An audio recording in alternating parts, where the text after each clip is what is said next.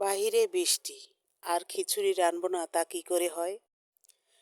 খিচুড়ির সাথে বেগুন ভাজাও করে ফেললাম। বেগুন ভাজা যদি না করি খিচুড়ির স্বাদই মিটবে না।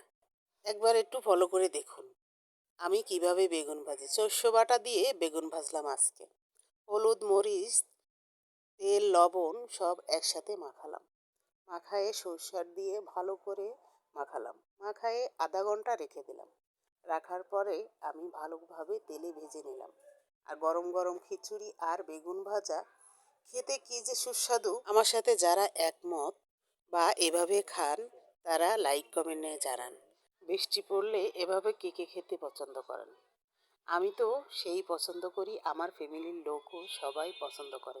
বিশেষ করে আমার হাজবেন্ড অনেক পছন্দ করে খিচুড়ি, তার খিচুড়ি প্রিয়।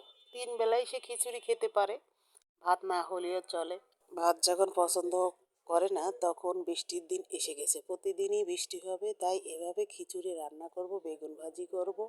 আর সাথে তো রান্না করেছি কি কি এর পরবর্তীতে আপনাদের দেখাবো, শেয়ার করব।